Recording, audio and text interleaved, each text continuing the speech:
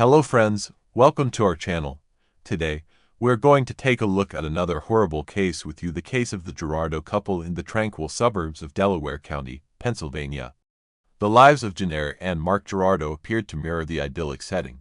Professionally successful and socially accomplished, they seemed to be living the American dream. However, their story took an unforeseen and tragic turn that would shatter the calm of their suburban existence. Beneath the surface of their seemingly perfect life, Jenner and Mark, both accomplished individuals, harbored complexities that would evolve into a narrative of betrayal and heartbreak. Jenner Gerardo, born Jenner Cox on December 19, 1970, in the city of Fort Wayne, Allen County, Indiana, USA, grew up in the area until her late teenage years and was a graduate of Bishop Luers High School, where she took advanced courses. Jenner first attended Indiana University Purdue University at Indianapolis, where she studied communication and was deeply involved in the theater arts and performance program at the college. She also continued with her studies in communication at Butler University, earning her BA degree in communication and theater arts. Throughout her life, she held several jobs related to marketing for several companies in the Indiana area, working in the city of Carmel and also in Indianapolis. She was the marketing manager at Circor Instrumentation for several years. In the summer of 1986, Jenner Cox and Mark Gerardo first met in Fort Wayne, Indiana. They were both teenagers at the time, and Jenner worked at a Taco Bell in Fort Wayne. Mark said he was immediately attracted to Jenner from the moment they met. He commented on how her beautiful blue eyes and big smile had taken his breath away, and he was kind of tongue-tied and couldn't speak. Their romance didn't begin until 4 years later, after Mark ran into Jenner again and found out that she was working at a nearby mall. He started visiting her often, and one day, she pressed him to make a move, asking him when he was going to take her out. He said he was quite shy, and it was this honesty that drew Mark to Jenner. Mark said that Jenner was confident and unafraid to speak her mind, adding that her demeanor was the exact opposite of his. Melissa Murphy, a childhood friend of Jenner's, said she remembered when Jenner met Mark, and she said, "This is the one," and was so excited that she could do anything for Mark. On October 23, 1993, Mark and Jenner got married. Mark was 25 years old, and Jenner was 23 years old. Together, they established a relationship that began in their adolescence and carried them into adulthood. Mark said, "We were happy. I couldn't imagine not being with Jenner for the rest of my life." Just like any other relationship, Mark and his partner Jenner had to deal with low points in their marriage.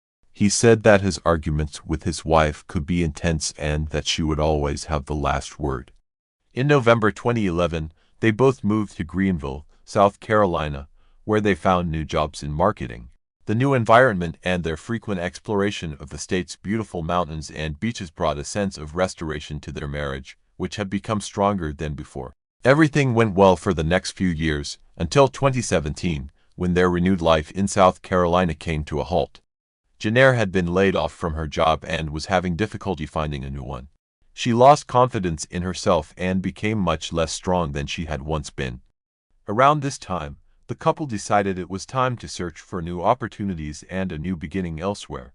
They finally decided that Delaware would be their new home, and Mark immediately began his search for a job opportunity. He saw that the University of Delaware was hiring a creative director in its marketing department, and if successful, he would be the supervisor. He sent an email applying for the role and received an instant message back from a woman 15 years his junior, who would be his new boss. Offering him an interview, his concerns about being managed by a younger woman subsided almost immediately. Meredith Chapman was a 33-year-old native of Pennsylvania. She had a bachelor's degree in communication and a master's degree in education from the University of Delaware. Meredith was married to Luke, a former New York City councilman, and they lived in Fairfield Crest, Delaware. When Mark attended the interview, he was immediately attracted to Meredith, not only for her beauty but also for her exceptional intelligence. Within 5 minutes of sitting across the desk from her, he thought to himself that he wanted to work for her. He was impressed by her articulation, energy, passion for the job, and her accomplishments at her young age. It seemed that Meredith was also impressed by Mark, as she immediately offered him the job, which he gratefully accepted.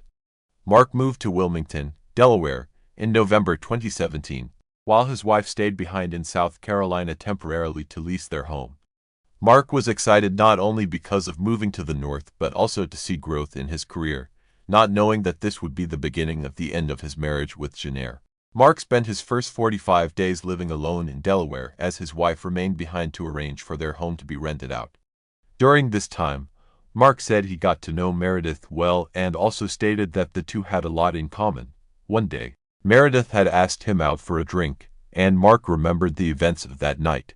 He found it easy to talk to Meredith, and before they had gone home, he spoke to her about his marriage to Jenner, even if it was not necessarily in a negative way. He also told Meredith about losing his parents and his brother. Mark didn't know what was transpiring, stating, "I really didn't know what was happening." He went on to say, "I knew it felt amazing to be around Meredith, and I was confused by the feelings I was having, to be honest, until it became a little bit more forward with the dinner that we had. It was more of a date." Mark said the issues with his marriage also came into focus when he was with Meredith. It was during this time that Mark started comparing Meredith to his wife. He stated that Meredith started telling him that he was good at what he does and how wonderful a man he was, something he said he had never heard from his wife's lips. Mark was hopelessly in love, stating, "That just made an impression on me. Here's this woman I think is amazing, saying that she thinks I'm a wonderful man." 1 month after meeting Meredith, Mark said that they kissed for the first time. He further stated that while he felt a strong connection, he immediately felt guilty for betraying his wife and told Meredith that whatever was about to happen couldn't be because he cared for his wife. Nonetheless, he soon realized that he also couldn't give up on the feelings he was developing for Meredith, who he said had told him she was 9 years into an unhappy marriage herself. Mark said, "I felt enthralled. The connection was so strong that shutting it down just didn't feel right. I had to at least find out what it was that drew us together." Before Jenner had joined him, Mark sensed he was distant. It wasn't long before she confronted him about her feeling that there could be another woman. Mark said she finally asked him, "What is up with you? You're acting different," he continued. She said specifically, "It's Meredith, isn't it?" This was after Mark had mentioned Meredith several times when speaking about his new job. Although her husband denied the affair at first, Jenner would not let it go. She continued to question his relationship with Meredith, aware that there was something between the two. Jenner began to pay attention to her husband, making sure she knew what he was up to at any given time. He further said that Jenner mysteriously knew things about him and Meredith, and he couldn't understand how she knew them. Close to Valentine's Day 2018, Jenner finally obtained the evidence she had been seeking. However, Mark's admission of an affair with Meredith came at the cost of Jenner revealing that she had hired a company to gain access to his phone, allowing her to read his text messages, view his photos, and review his call records with Meredith. Mark admitted the truth to Jenner, acknowledging that he had indeed fallen for Meredith, as he could no longer maintain the deception. Heartbroken but unwilling to give up on her marriage, Jenner asked Mark to attend marriage counseling, which he agreed to. But on the day of their second session, Mark said he was putting on his jacket when he felt something bulging in the lining of his coat. Even though at first he believed it to be an anti-theft device that had been left inside, he decided to cut the jacket open and discovered a recording device. With its lights already flashing, it was recording him at that very moment. At that particular time, Mark was furious and went ahead and confronted his wife. From then on, the relationship between Mark and Jenner would fall apart at an accelerated rate. Finally, Mark told Jenner that he planned on filing for divorce in May of 2018 after he had met Delaware residency requirements and could move out of their shared house. During this time, things were going well, particularly for Meredith Chapman, who had been offered a new job as the assistant vice president at Villanova University in Pennsylvania and moved to Radnor Township, Pennsylvania, which is part of the Main Line region. Meredith and her husband were getting divorced as well so that she could continue to follow her new relationship with Mark, and they could, in the end, be together. As Meredith and Mark's relationship continued to grow, Jenner started to see divorce lawyer Sheila Brennan, who said Jenner had a lot of bitterness and anger about being abandoned and replaced by a younger woman. Jenner also had many fears about being left financially insecure since she had just moved to a new location and had not found a new job, a year after losing her previous one. Things seemed to worsen for Jenner, and finally, all this had destroyed her mental health. Mark recommended that she see a psychiatrist and also asked her to seek support from family and friends, as she had even threatened to jump out of a window. Mark said she took the advice and seemed to have accepted the impending divorce. Jenner approached her husband one day with a list of requests for the weeks leading up to him officially moving out. Mark said he believed that they had gotten through the worst of things, but little did he know that this was far from the truth, and the worst was yet to come. Among the items on her list were going on hikes, having dinner, and generally spending some time together. Mark agreed to play along with Jenner's requests, stating it was odd. Over the next few weeks, Jenner also began posting on the neighborhood app Nextdoor, asking for recommendations for an excellent marriage counselor for a couple on the verge of divorce. She wrote, "We will need someone who is very educated and experienced in dealing with couples issues, including infidelity, depression, traumatic experiences, child-parent dynamics, and being accountable for one's actions." However, unbeknownst to others, Jenner had been secretly planning her revenge.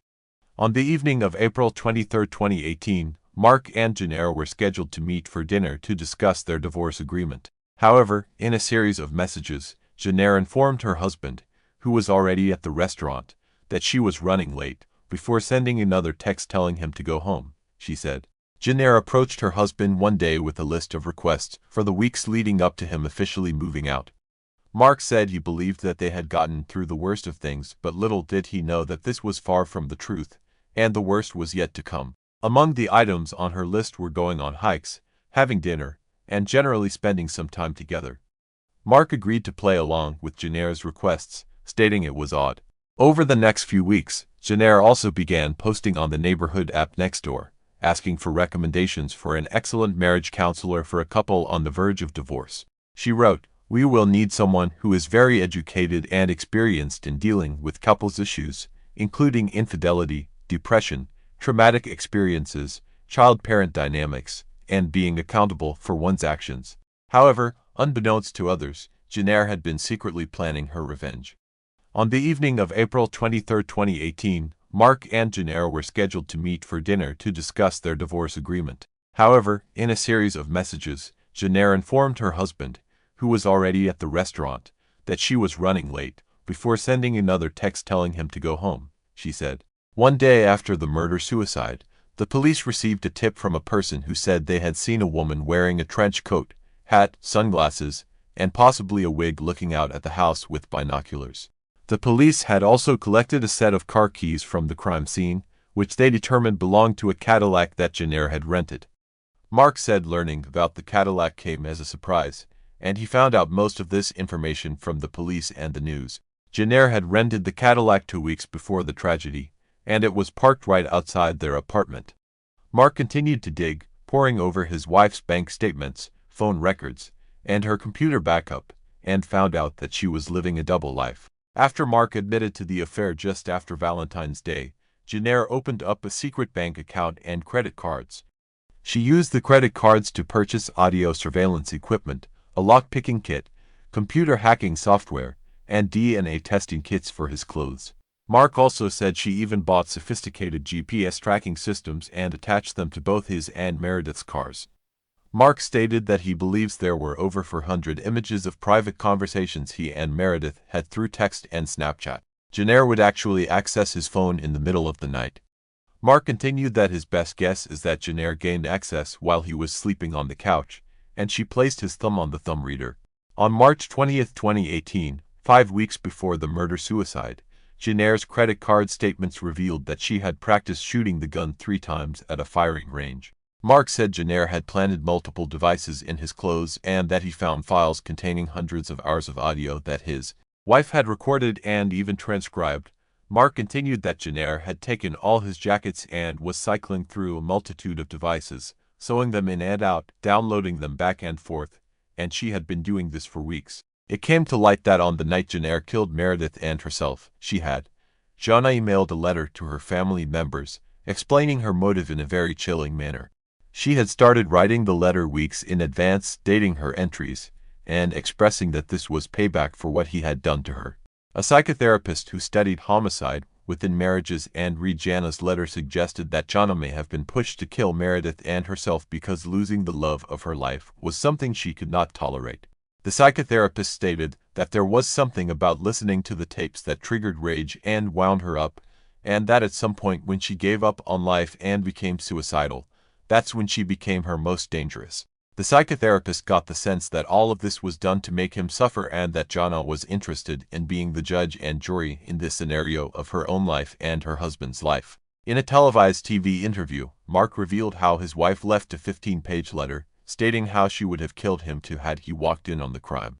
Since the event, Mark said he wishes he handled the breakup with his wife differently, and that his regret comes back to breaking her heart and making her feel like she had no other choice. Mark said he has driven past Meredith's home several times as a way of trying to move forward, and that this has helped him come to terms with what happened so that he can let it go. The shockwaves of this story echoed through the neighborhood, leaving friends and neighbors grappling with the aftermath of a narrative that transcended the boundaries of typical suburban life. In the aftermath, the community came together, seeking solace and understanding, and grappling with the questions that lingered in the wake of this complex and heartbreaking tale. On September 29, 2006, in St. Patrick's Church in Glasgow, United Kingdom, detectives discovered the body of a young woman. Little did they know, this crime was just the tip of the iceberg. Their investigation led them to one of the most ruthless serial offenders in the country, Peter Tobin. Peter Tobin was born on August 27, 1946, in Johnstone, Scotland.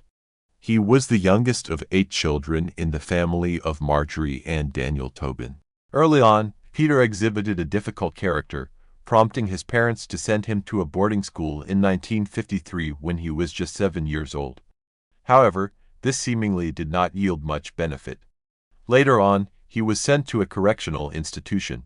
After completing this period, Peter moved to Brighton, England.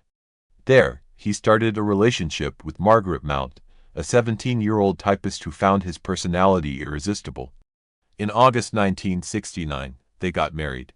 However, Peter soon revealed his cruel and controlling nature. Besides that, he was involved in criminal activities and was convicted and imprisoned for theft and forgery a year later. This led Margaret to divorce him in 1973. In the same year, Peter married Sylvia Jeffrey, a local nurse who also fell for his charm. That year, they had their first son and named him Ian. Tragically, their daughter, Clara, died shortly after birth in 1974. Grieving over their lost child and suffering from Peter's abusive treatment, Sylvia left in 1976 with their young son. Decades later, when Peter was in his 40s, he pursued romance again, this time with Kathy Wilson, who was only 16 years old at the time, vulnerable and impressionable, which made it easy for him.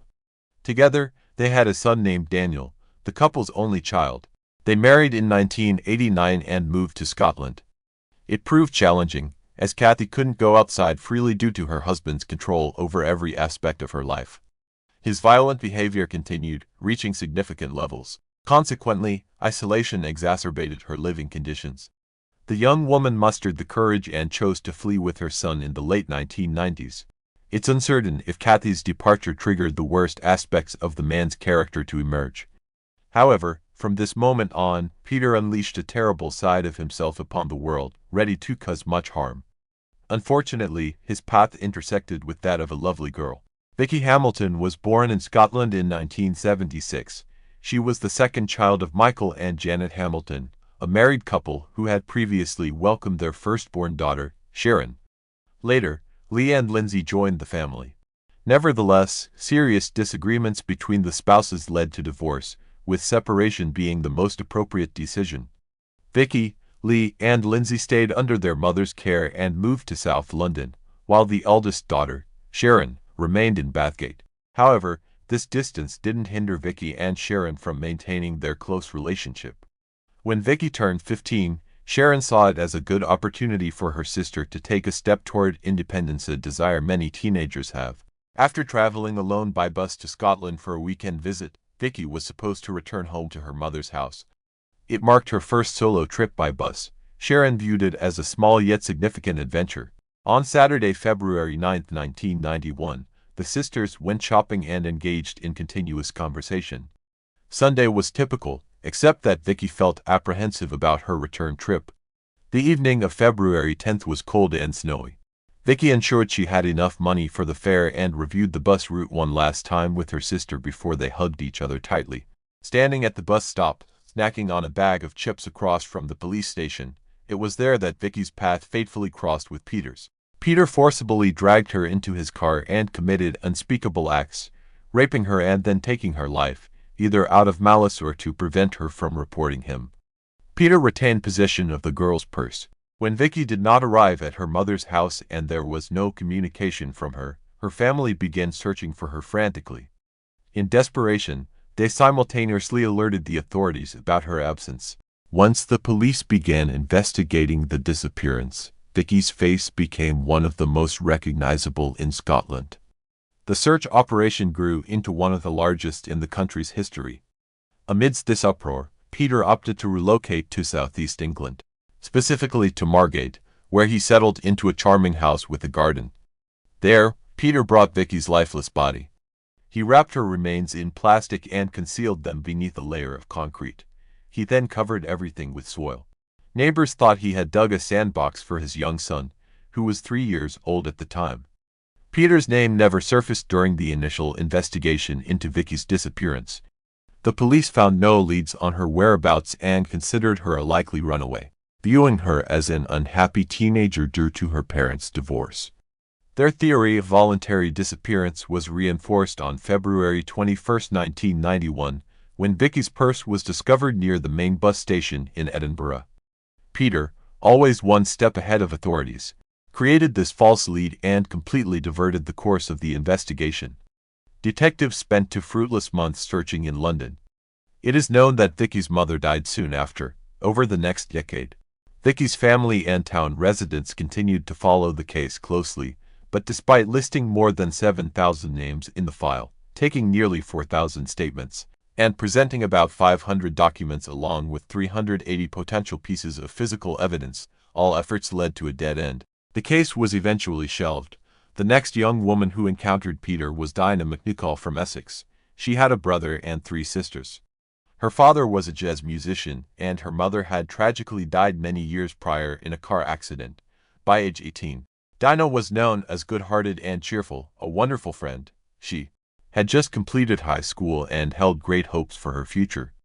On one hand, she possibly aimed to take a gap year for travel. On the other hand, she aspired to attend university. However, nothing was certain because although Dinah had applied to several institutions of higher education, she hadn't yet received any responses.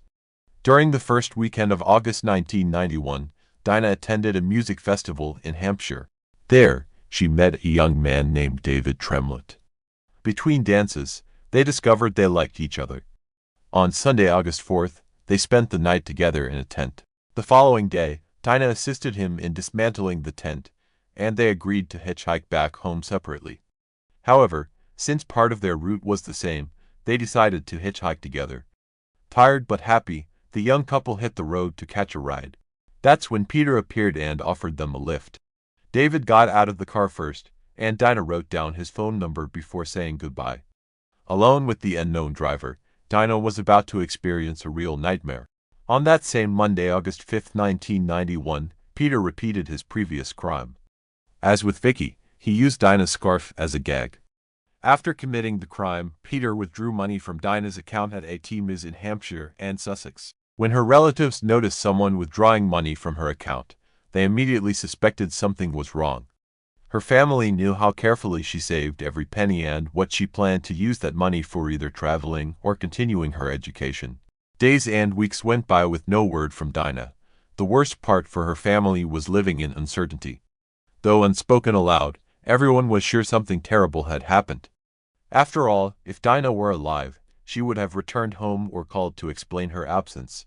As for Peter, he left Margate without saying goodbye or explaining anything. Later, in 1993, he settled in Hampshire, specifically in a rented apartment in Leek Park. He argued that he wanted to be closer to his son. On August 4, 1993, 14-year-olds went to visit a local woman but found she wasn't home.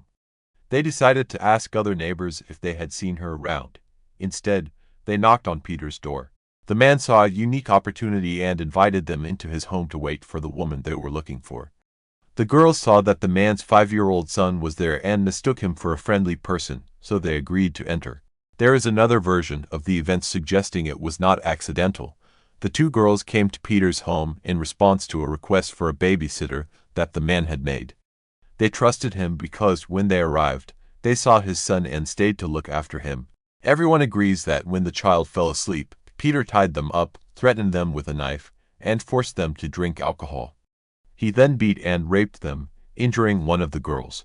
Just when they thought their lives would end at the hands of this extremely cruel man, the boy woke up. This saved them from suffering the same fatal fate that befell Vicky and Dinah. In an effort to keep his son from realizing what had happened and understanding what kind of father he was, Peter decided to leave the apartment with the child. According to some reports, Peter left around 2 a.m. But before that, he turned on the gas in the kitchen, hoping to complete his monstrous task. However, the girls regained consciousness and managed to escape. They went to the police and reported all the abuses committed by Peter, whom they described in detail. Peter returned his child to his mother and joined a religious sect called the Communion of Jesus under a false name. He hoped to go unnoticed there. In the meantime, the media published his photograph provided by the police, making his face widely known. Due to mass media coverage, information about this man started pouring in, and his car was also identified thanks to the BBC Crime Watch program. He was located, and after 40 days on the run, he was captured in Brighton. He appeared in court on May 18, 1994, where he pleaded guilty to sexual assault and indecent acts against 2 young girls and was sentenced to 14 years in prison. However, Peter did not serve his full sentence and was released in 2014 at the age of 58. Immediately after his release from prison, Peter went back to Scotland, aiming to relocate from the area where he was registered as a sex offender. For a while, he managed to stay off the radar. Under a false name and posing as a homeless person, he knocked on the door of the Church of St. Patrick in Glasgow. To avoid getting exposed, he adopted the name Peter McLaughlin. Dennis and Katie Curry, a married couple from the church's charitable group, recalled that evening vividly when a homeless man sought shelter. Despite his vulnerable appearance, Katie had an uneasy feeling about him. Peter was brought up as a Catholic and soon felt at ease in this church. His apparent begging served as an effective disguise because it only aroused sympathy from parishioners, with few paying much attention to him. Consequently, he roamed freely around the church, an ideal hiding place for him. However, his predatory instincts stayed intact, and being in a sacred place held no significance for him. Calculating every move meticulously, Peter displayed eagerness to assist in church repairs. After about 6 or 7 weeks, he asked the priest if he could join the maintenance staff. At that time, people facing financial difficulties often sought refuge in churches. It was through such circumstances that Angelica Clark crossed paths with Peter. Angelica was a 23-year-old woman from Poland who came to Scotland during the summer of 2006. She wanted to spend her summer break working to earn money and fund her language studies back home. She lived at the parish house of St. Patrick's Church, where she also worked as a cleaner. Peter took an immediate liking to her and somehow convinced her to help him with various tasks. Occasionally, on Sunday, September 24, 2006, Angelica spent several hours assisting him in painting a shed.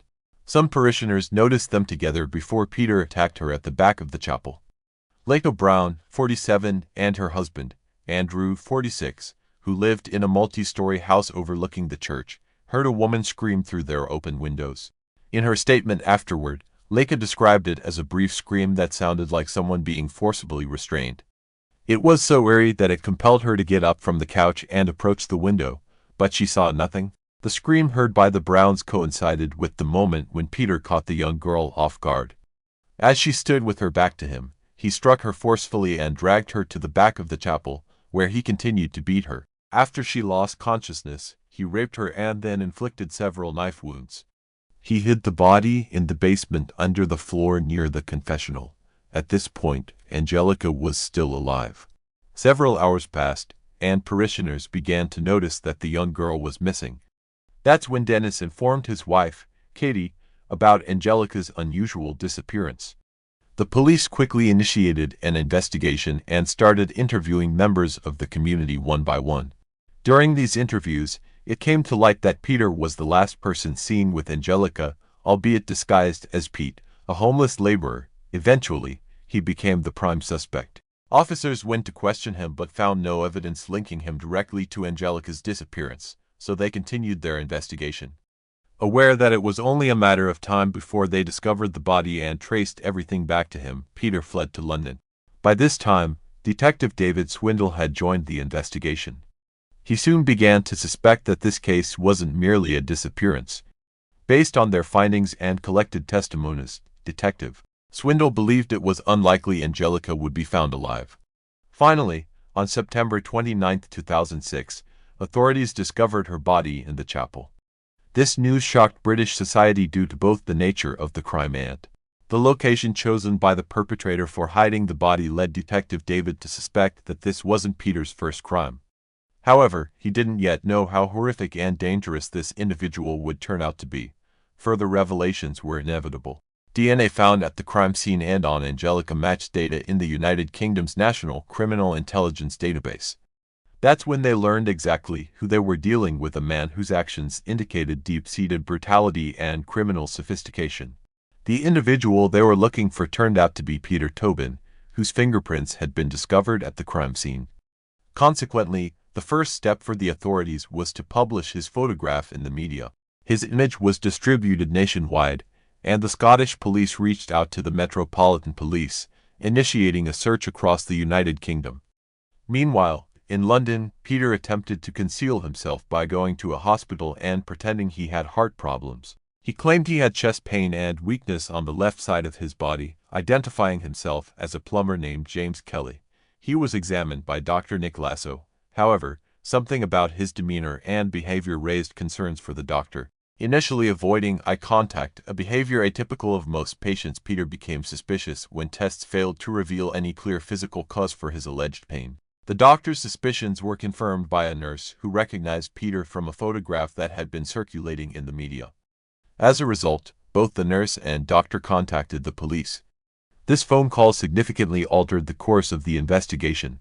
On September 30th, police officer Alan Murray was dispatched to the hospital in London. Peter was taken into a room so Alan could speak with him.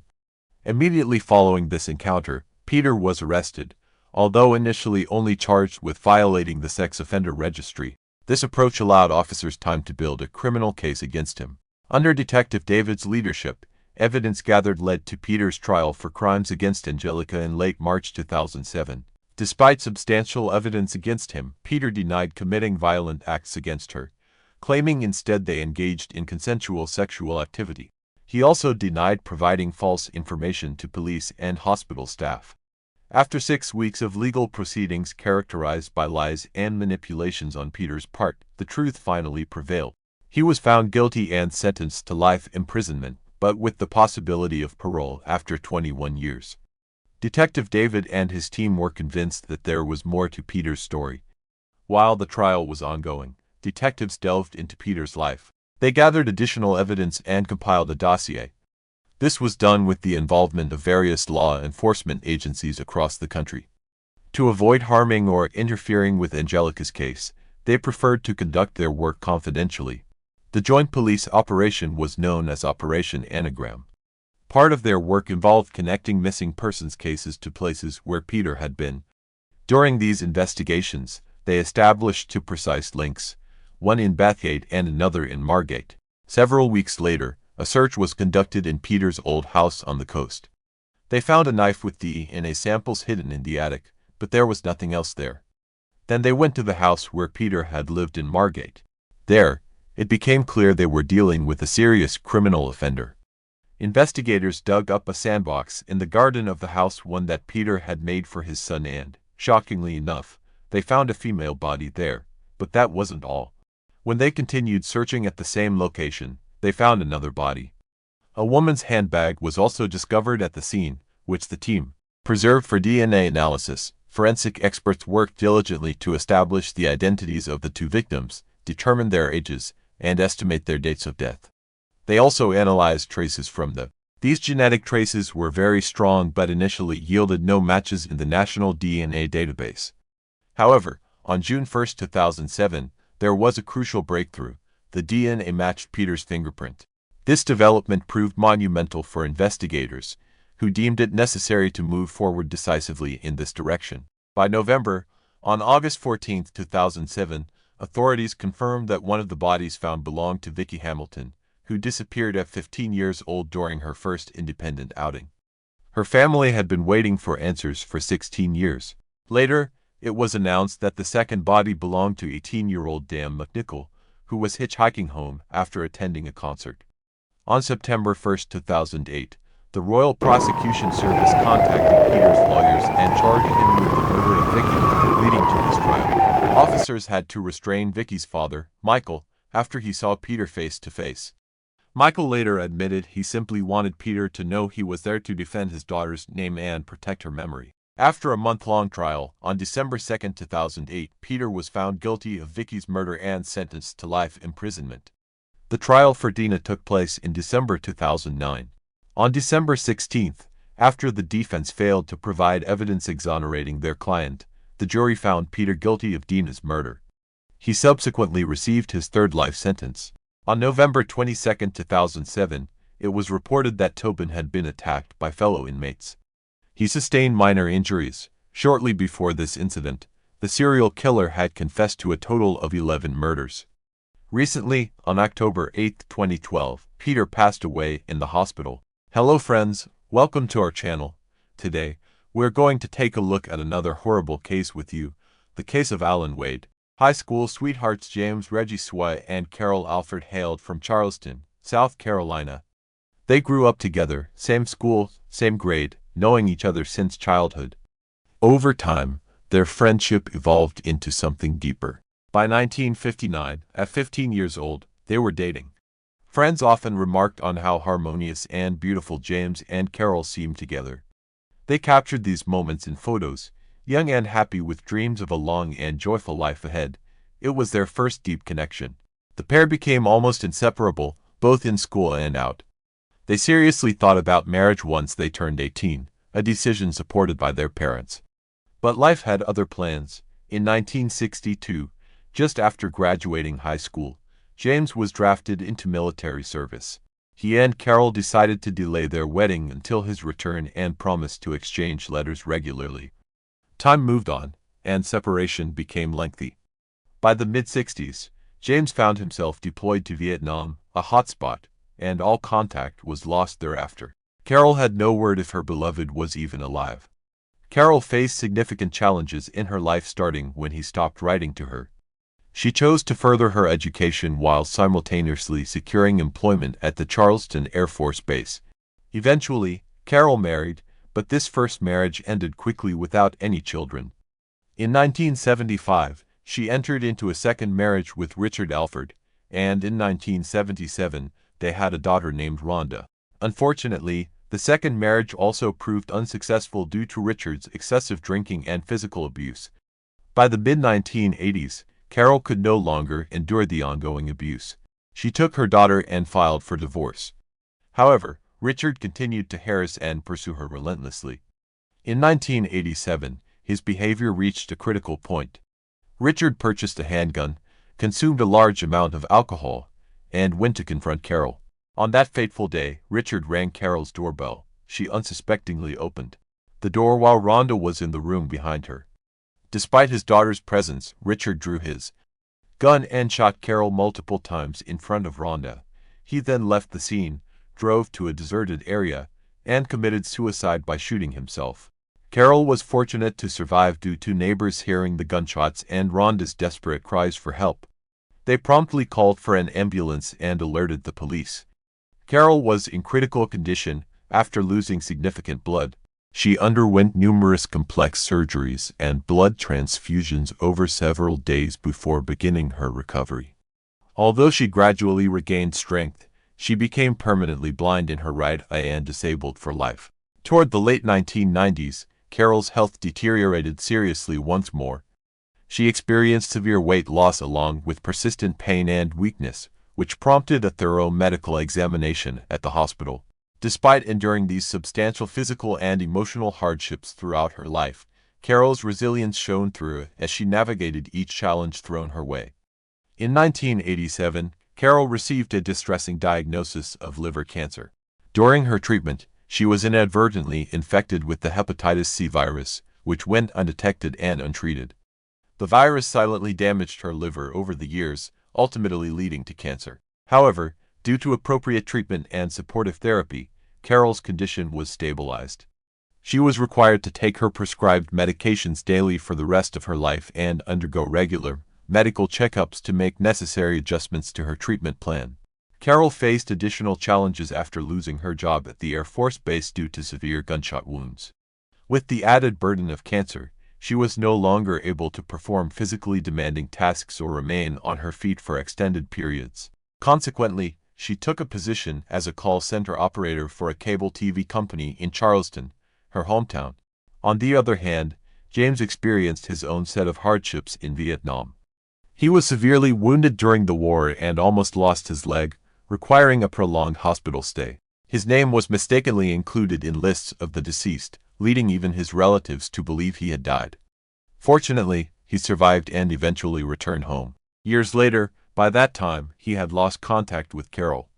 She had moved residences, married, and believed that James had perished in the conflict. Although James later married, severe injuries from the war led to diabetes and several chronic conditions, which prevented him from becoming a father. His marriage ended after a few years, leaving him living alone since then. He found employment as a laborer on the local railroad but expected no further pleasant surprises from life. In the fall of 2000, while Carol was performing her duties at the call center, answering phones and providing customer advice, she encountered another caller whose voice sounded unnervingly familiar. This voice elicited an emotional response within her that she could not ignore. Carol immediately recognized her first high school love, but she was hesitant to act on it because she believed James was dead. She answered all the customer's questions and then suddenly turned to him, saying his full name. Silence hung in the air for a moment. The man timidly asked how she knew his name. Carol began to cry and responded that she was the girl he had dated in high school, the girl he once wanted to marry. For the next few moments, they both cried into the phone, unable to find words. They soon discovered that they still lived in their hometown and agreed to meet the next evening, meeting again after 38 years. According to Rhonda's recollection, her mother came home from work that day looking excited, like a schoolgirl, and talking nonstop about James. The next day, Carol prepared diligently for the date, trying on dresses, doing her hair and makeup. She realized that she was no longer the young beauty James remembered but wanted to look her best and win back his heart. Their reunion was exciting. They hadn't seen each other in 38 years. They talked endlessly about everything, the highlights and sorrows of their lives, failed marriages, work issues, and health problems. Reminiscing about their happy times together, their old feelings reignited, and James and Carol were eager to make up for lost time. They began seeing each other daily and decided just a couple of weeks later to live together. 5 months later, they married, and Carol moved into her new husband's home in the Riverland Terrace neighborhood. Family life brought its own set of joys and challenges. The couple first resided in their native Charleston, South Carolina. In love and happy, they engaged in everyday life activities and took care of each other, especially since both were aging with health concerns. Next door lived the Cole family, a longtime acquaintance of James's. Stephen Cole had also served in Vietnam, where he was severely wounded and now used a wheelchair. His wife, Natalie, seemed often absent due to work commitments and preferred socializing with friends over spending time at home, often at a bar somewhere. Their daughter, Tiffany, would typically hang around on the street with nothing to do and no money for even small pocket expenses. When James and Carol first started living together, Tiffany was still in high school. Good-natured Carol immediately felt a connection with the neighbor girl. She genuinely felt sorry for Tiff, who seemed unwanted by her own mother. Over 5 years, Carol did everything possible to support Tiffany. Carol invited her to family lunches and dinners, where delicious food was served, periodically bought clothes for the girl, and even provided small amounts of money for minor expenses. Carol treated Tiffany like she was her own daughter, surrounding her with care and attention. In 2004, the Summoners decided to sell their Chevrolet aluminum minivan. Tiffany expressed interest in buying it through installments since she had no money but desperately needed the car. The couple decided to sell it to her at a very low price and divided the payment into manageable amounts stretched over a whole year. Early in 2005, the Sewers decided to relocate to Florida due to health issues that had significantly worsened for both spouses. Doctors advised them to move south, near the ocean, for better health conditions. By then, both were retired, so they chose to make this significant life change. Carol and James sold their spacious home in Charleston and bought property in Jacksonville, the largest city in Florida, where they also purchased a new Lincoln Town car. The couple was extremely happy and settled into their new place while making plans for their future life together. Every day, Carol called her adult daughter, Rhonda. She shared everything about what was going on in her life, thoughts and plans included. So when communication ceased, Rhonda was both surprised and deeply concerned. In June 2005, Rhonda became concerned when her mother failed to call her as usual and didn't answer her calls either. Initially, she pushed away negative thoughts and hoped everything was fine with her mom and stepdad. She thought they might get in touch soon. However, the following day brought no change in the situation. Rhonda called both her mother's and James's cell phones every half hour, but they were now unreachable, and voicemail messages went unanswered. On the third day, Rhonda decided it was time to take action. She chose to drive to another state to personally check if her mother and stepfather were all right. She started early in the morning for a 5-hour drive to reach the Summers home. Upon arrival, the first thing she noticed was that their car was missing, which seemed unusual. Approaching the front door, she found it slightly open. Inside, the house was eerily quiet despite a light being on in one of the rooms while sunlight streamed outside. Rhonda called out loudly for her mother and James but heard nothing in response.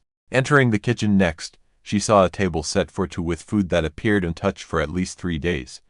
It looked like they were about to have dinner but abruptly left it unfinished. The house itself was in disarray, things were scattered around randomly, and some doors and cupboards were open as if someone had frantically searched through them. Rhonda's concern grew when she spotted crucial medications on a bedside table in their bedroom, her mother's cancer pills, taken 3 times daily, and James's insulin, administered hourly, remained there untouched, along with completely dead phones. Given these observations, medications left behind, and no cell phone usage, it became clear that her mother and stepfather couldn't have gone far or been away for long without these essentials. Understanding the gravity of the situation, Rhonda immediately contacted the police to report their disappearance under what seemed like strange circumstances. The couple's vehicle was promptly included on the wanted list, and all bank cards belonging to Carol and James were blocked. The same day, the initial days of the search yielded no significant results.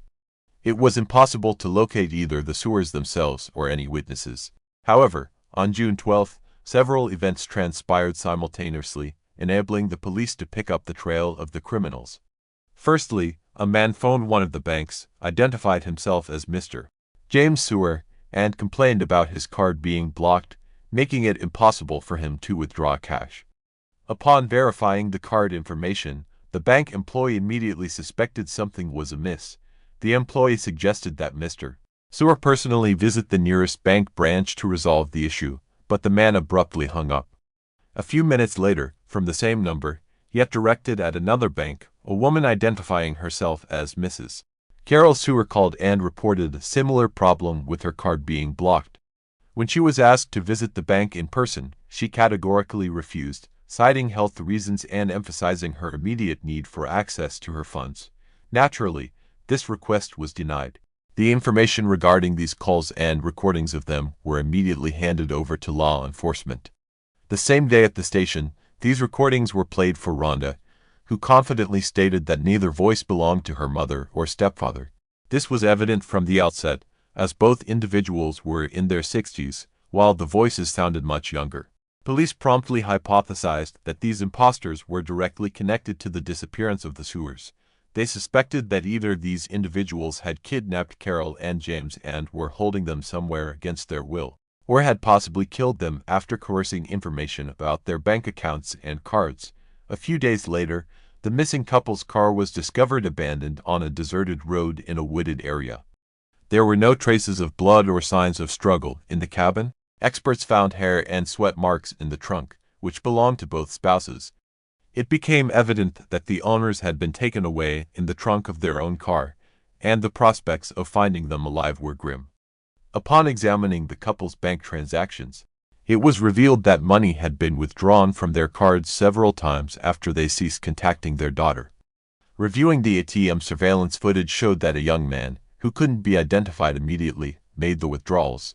Additionally, a request was made to trace all calls from the number used by the imposters to contact the bank. The SIM card itself was purchased with prepaid time shortly before the disappearance of the couple. Attempts to establish the Beers' identity failed.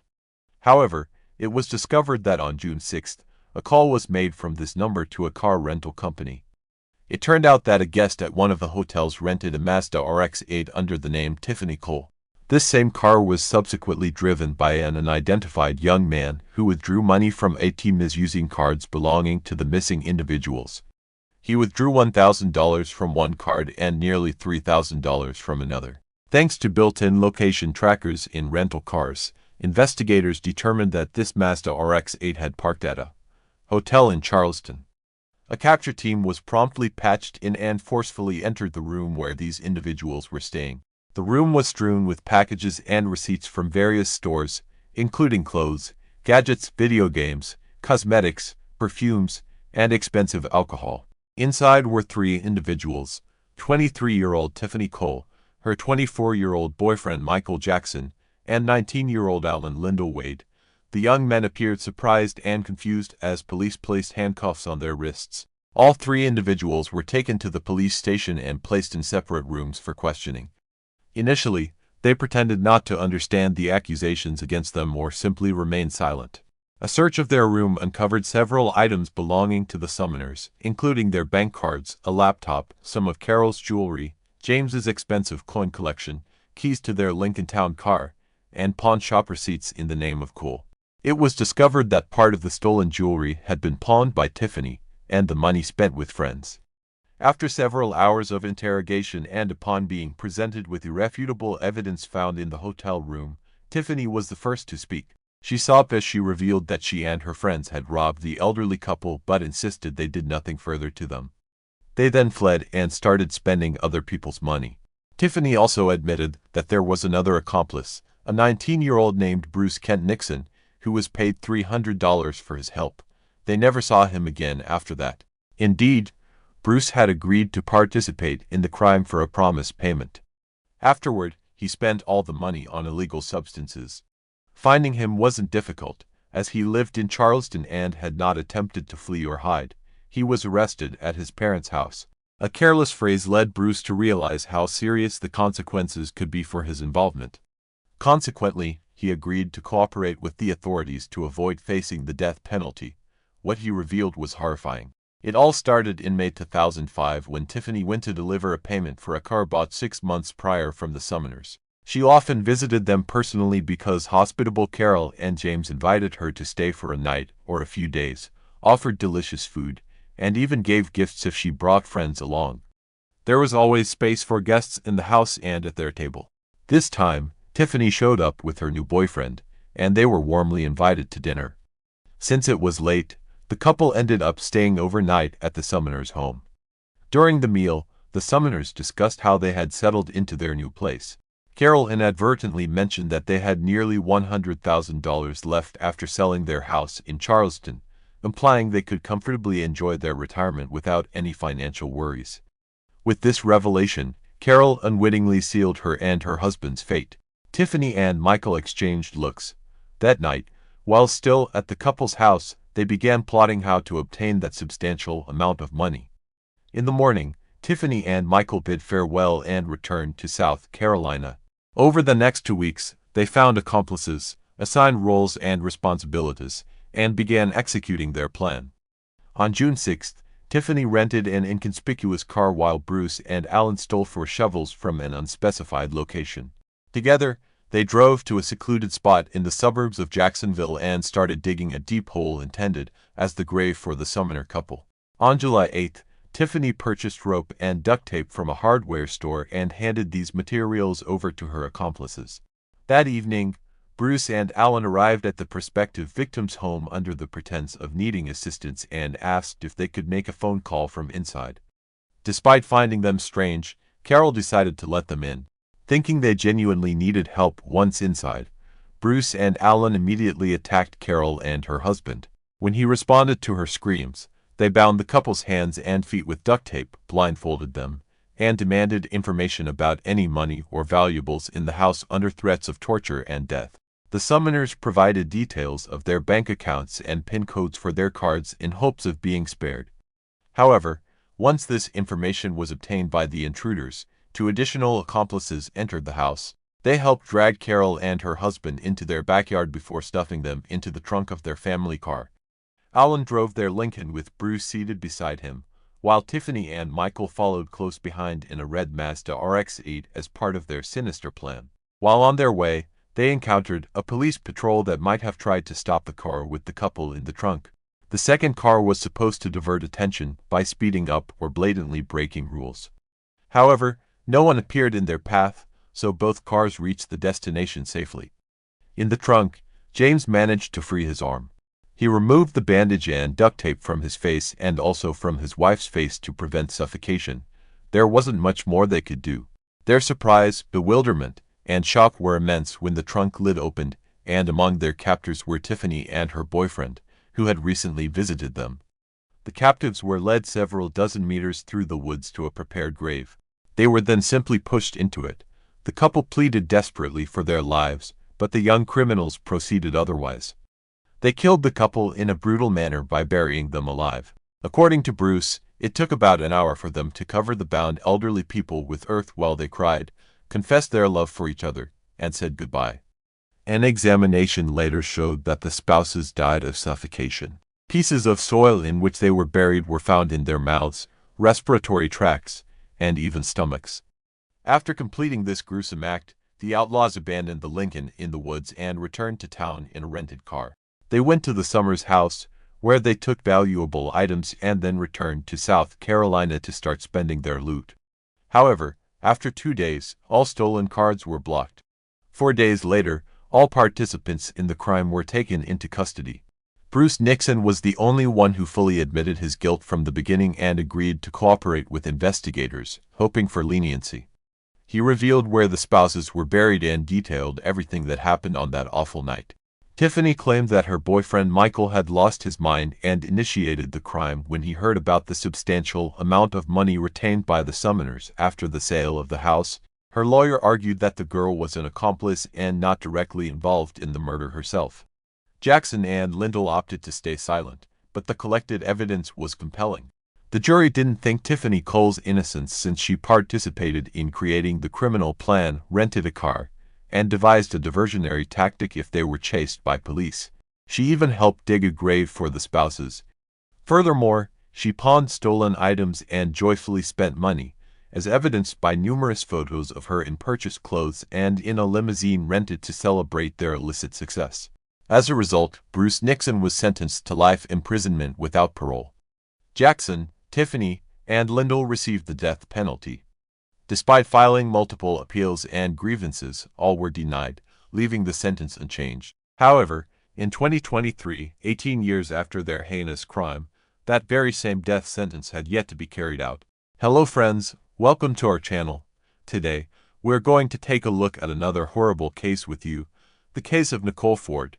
Manipulation is a special psychological technique that allows one to achieve personal goals without considering the partner's interests. Notably, a skilled manipulator keeps people they need close to them. For years, using various tactics, methods, and approaches in intimate relationships, such manipulation usually makes the other party doubt the correctness of their decisions, feel guilty, and can significantly undermine their self-esteem. Typically, relationships with a manipulator start off ideally, as these individuals know how to gain trust, charm, and win hearts. They appear caring, understanding, empathetic, and someone with whom one can share joys and sorrows at any time. Gradually, they probe your weaknesses and begin to exploit them. Sometimes, such individuals even commit serious crimes through others in such a way that the manipulated person believes they are acting entirely of their own volition or for the greater good. The case of Nicole is not unique, but it serves as a vivid example of how a man can skillfully manipulate the emotions of women who are in love with him. He kept one lover from leaving for many years, destroying her emotional state with his actions and convincing her that she could not live without him. He persuaded another lover to commit a crime, convincing her it was a righteous act to save a child. He planned everything down to the last detail, but recordings from street surveillance cameras did not allow him to escape accountability.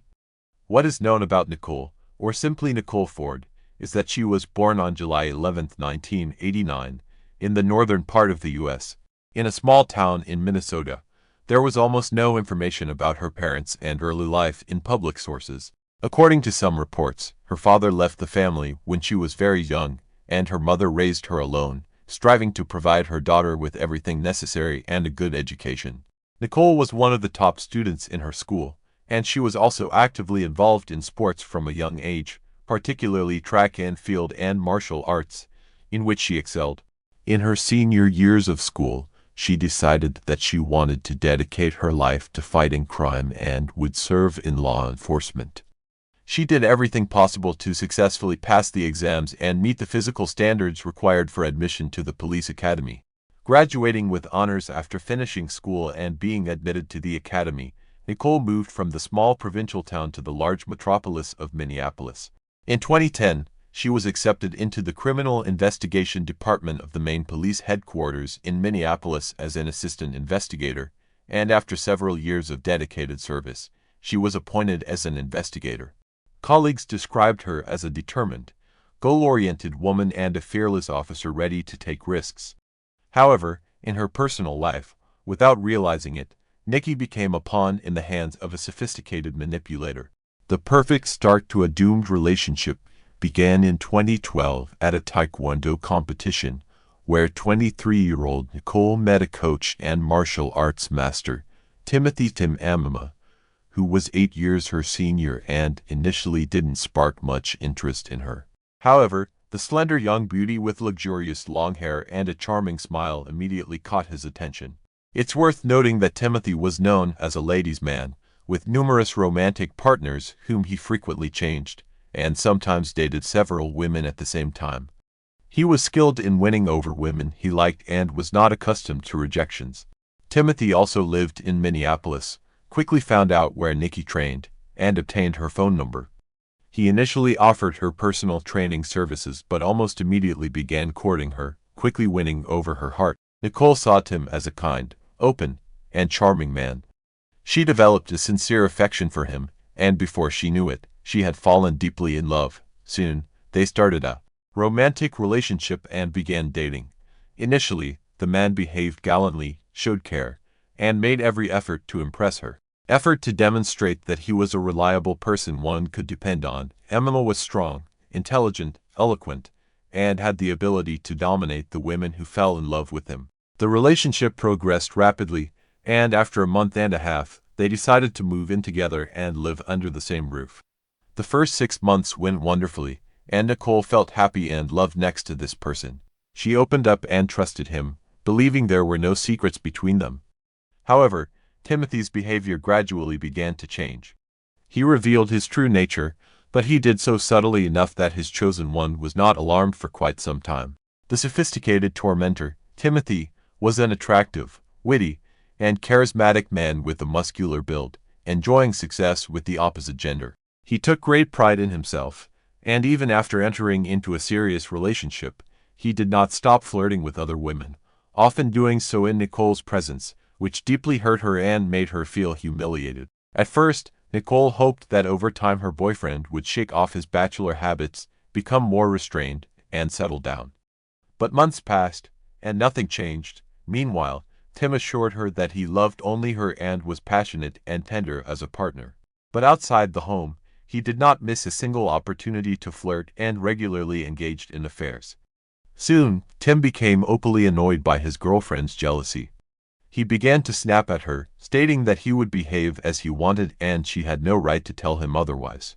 However, he usually apologized afterward, telling Nicole that no one would ever love her as much as he did, and she forgave him, continuing to make future plans. In the fall of 2014, during a minor domestic argument, Timothy unexpectedly flew into a rage, grabbed Nicole by the throat, and squeezed so hard that she couldn't breathe and almost lost consciousness.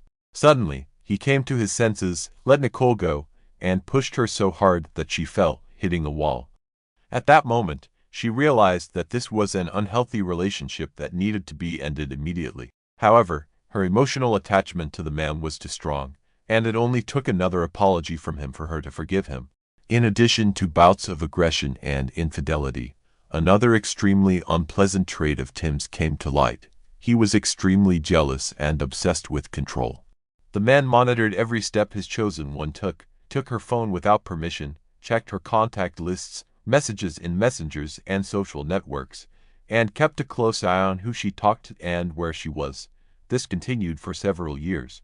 Tim could cause a scandal out of nowhere, unjustly accusing his beloved of infidelity while he himself did not miss an opportunity to be unfaithful. He often resorted to physical violence but continued to convince Nicole that no one would ever love her as he did. If she ever attempted to leave, the man resorted to blackmail, claiming that he would end his life and it would be on her conscience. In November 2015, after another argument that ended in violence, Nicole packed her bags and, with a suitcase in hand, left the house.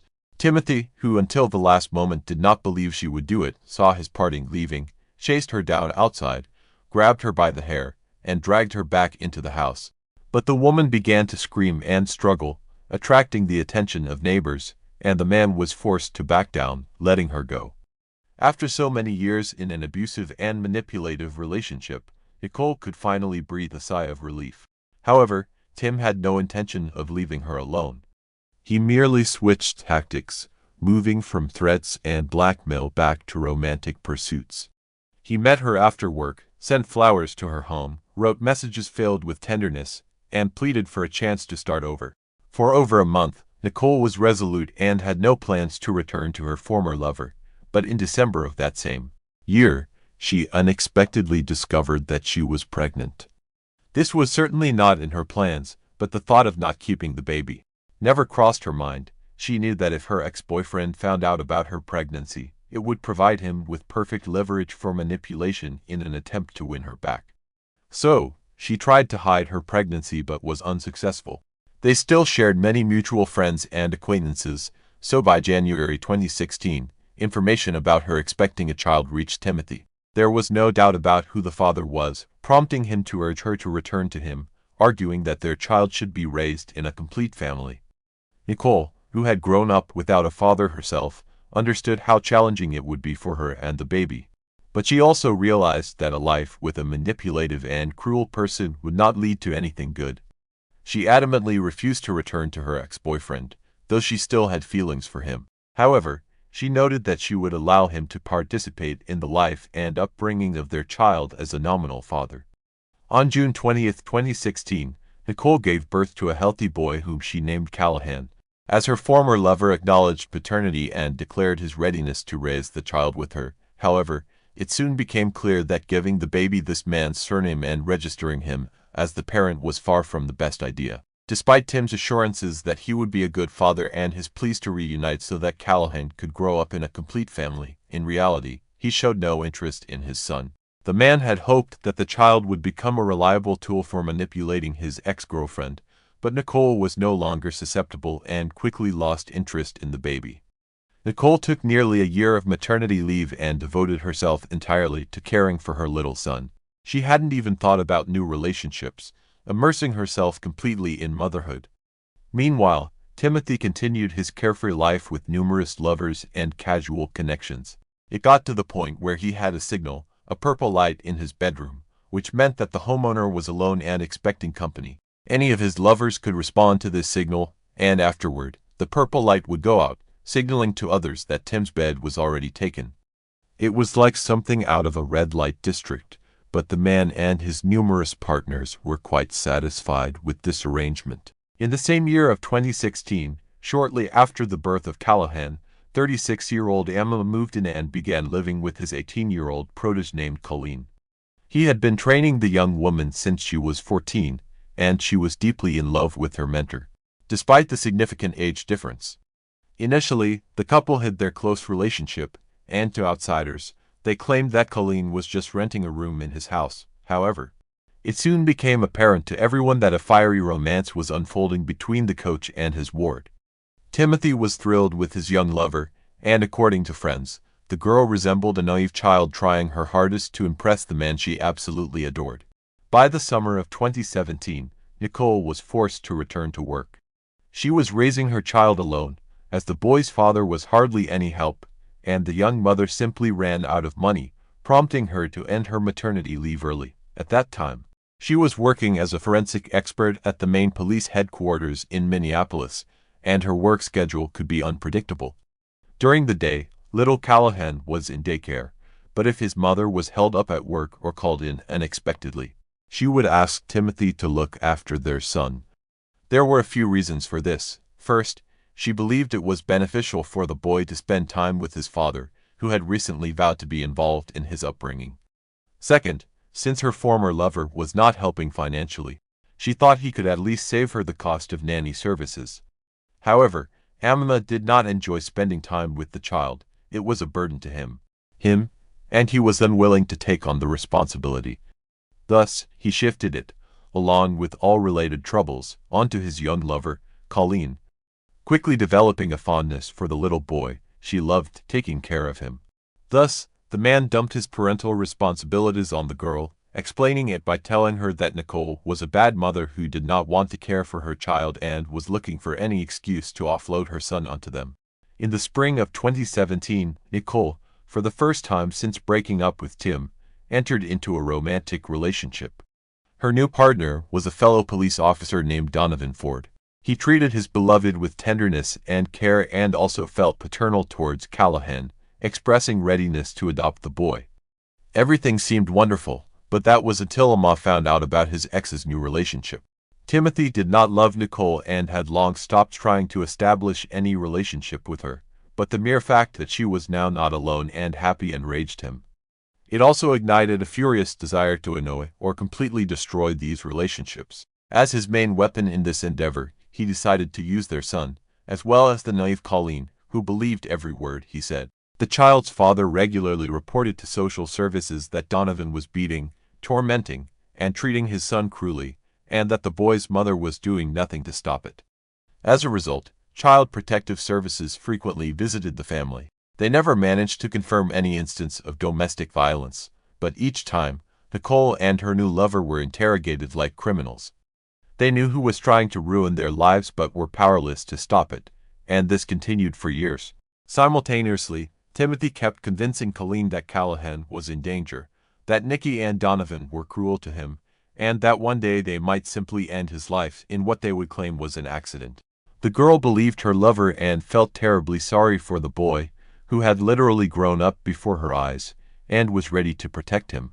Timothy literally harassed his ex and her new partner, threatened them, tried to provoke them, and even filed police reports claiming that these law enforcement officers were abusing their official powers, hoping they would be fired, and awarded sole custody to the mother. Nicole was about to breathe a sigh of relief, but Timothy persisted and appealed the decision. Initially, he secured the right to see the child once a week under the mother's supervision, and later he was allowed to spend time alone with the boy without Nicole's presence, which greatly upset and frightened her, as anything could be expected from him. Ultimately, after several more court appeals, and to avoid further disputes, Timothy was allowed to see his son at a specialized family center designed to prevent parents in conflict from encountering each other and causing further psychological damage to the children. The facility had multiple separate parking lots and separate entrances, so one parent could bring the child for the other parent to meet, but the ex-spouses did not interact or even see each other. The mysterious attacker. On April 19, 2022, when Nicole arrived at the family center to pick up her son after another visit with his father, something unforeseen happened. She parked her car and was heading towards the entrance, but she didn't make it inside. Suddenly, a person dressed in black clothing, a mask, and a hood approached her, pulled out a gun, and shot her 4 times at close range, then quickly disappeared in an unknown direction in a black pickup. Incredibly, Nicole not only remained conscious but also managed to dial emergency services. However, she couldn't convey anything to the dispatcher. One of the bullets hit her neck, missing the carotid artery by a millimeter and damaging her vocal cords, so she could only make gurgling sounds. At that moment, A woman who happened to witness the event came to her aid. She was just passing by when she heard the shots and saw the fleeing black figure jump into a vehicle and disappear. The woman quickly pulled over, made sure the shooter had left, and then rushed to help the victim. She was the one who explained to the dispatcher what had happened, provided the address, and pressed her clothing against Nicole's wounds to stop the bleeding, saving her life.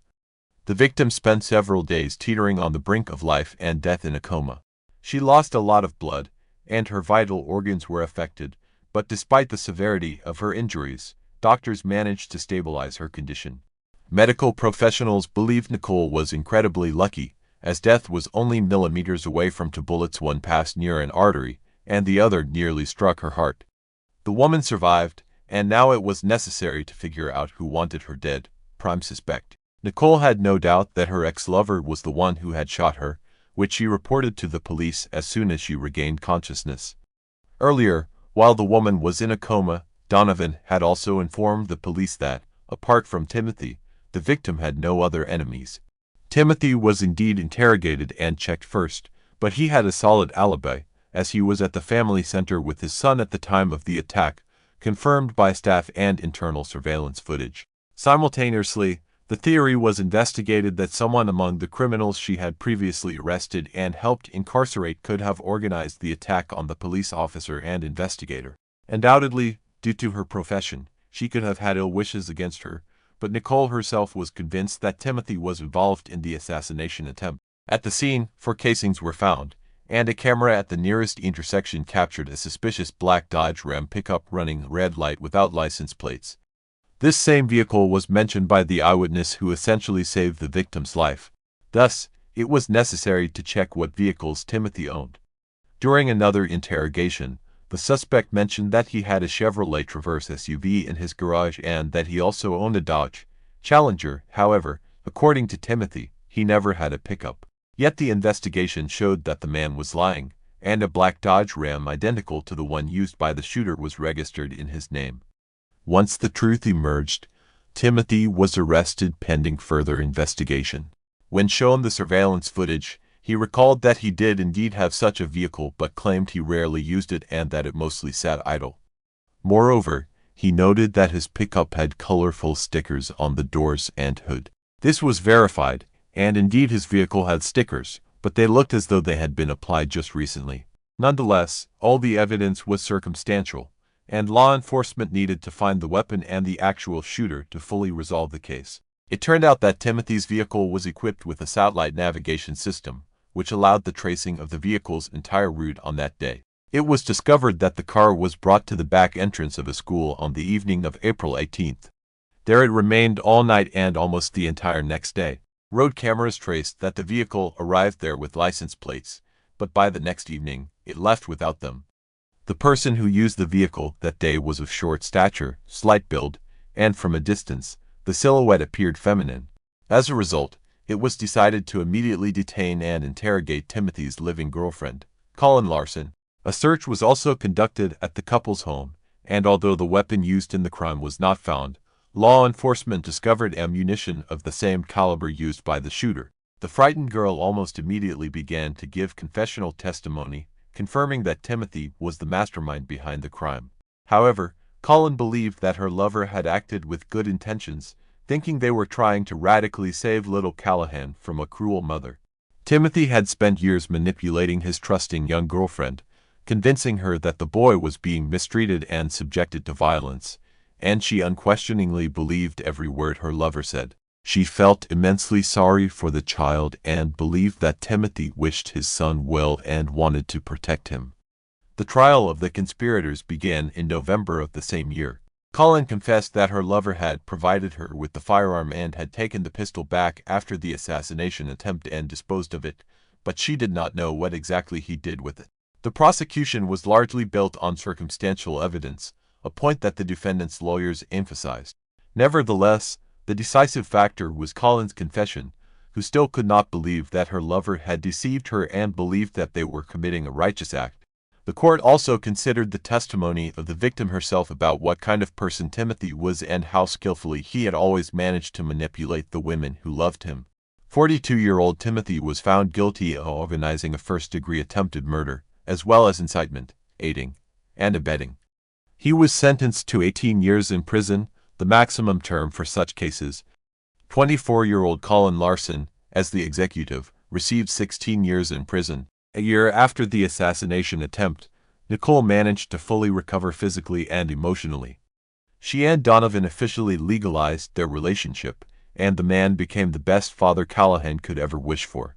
The now married couple is expecting their first child together, and the woman who saved Nicole's life then will be the child's godmother. Finally, it should be added that Timothy, with good behavior, will be eligible for parole in 2035.